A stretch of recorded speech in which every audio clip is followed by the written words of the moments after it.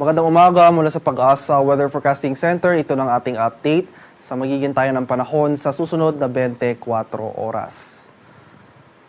Sa kasalukuyan, bahagyang humina or nabawasan yung mga areas na makakaranas ng mga sustain o yung mga dire-diretsong pagulan. Dala yan ng paghina ng epekto ng ating hanging habagat o yung southwest monsoon sa ating bansa.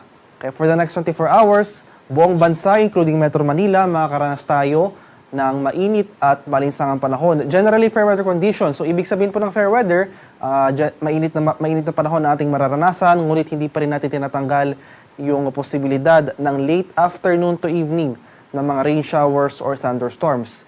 Gayun pa man, pinaka-naapektuhan pa rin ng hanging habagat itong western section ng Southern Luzon at Visayas, more in particular dito sa mga areas ng Mimaropa, Western Visayas, at dito sa lalawigan ng Batangas.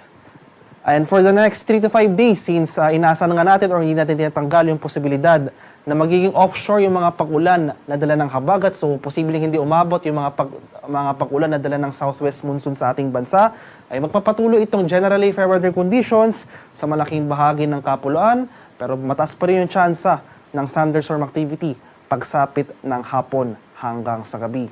At sa kasalukuyan, wala pa rin tayong namamataan or binabantayang low pressure area sa loob at labas ng ating Philippine Area of Responsibility na maaring makaapekto sa ating bansa sa mga susunod na araw.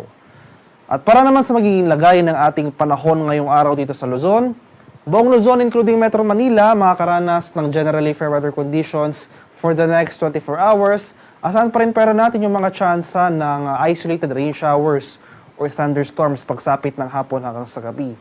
At ngayong madaling araw pa lamang, may naitala na tayong thunderstorm activity dito sa Metro Manila area and nearby provinces. O dito sa Metro Manila, sa area ng Central Luzon, ilang areas rin ng Calabarzon, ngayong madaling araw nakakaranas na tayo ng mga thunderstorms. So panandalian lang yung mga pag-ulan na dala ng thunderstorms na ito. So inaasahan natin na pagsapit ng umaga hanggang sa tanghali ay improving weather conditions na ang ating inaasahan at mainit at malinsangang panahon na ang ating mararanasan for that time period.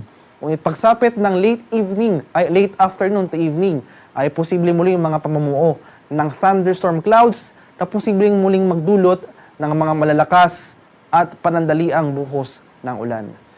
Sa areas naman ng Palawan, Visayas, at dito sa Mindanao, so ngayong madaling araw rin, may mga thunderstorm activity tayo na itala sa area ng Mindanao. So itong malaking bahagi ng Mindanao, nakakaranas tayo ng thunderstorm activity at panandalian na rin po yung mga pag-ulan na ito. So improving weather conditions muli from umaga to tanghali and pagsapit ng hapon to gabi, nakakaranas po muli tayo ng tsansa itong mga localized thunderstorms sa area ng Mindanao. And gayon pa man, generally fair weather conditions po ang ating inaasahan for this forecast area. So Palawan, Visayas at Mindanao. And inaasahan pa rin natin ang mataas na maximum temperatures pagsapit ng tanghali hanggang sa hapon. At sa kalagayan naman ng ating karagatan, wala pa rin nakataas na gale warning sa anumang baybay na ating kapuluan at light to moderate to pag-alon na ating inaasahan sa malaking bahagi ng ating bansa.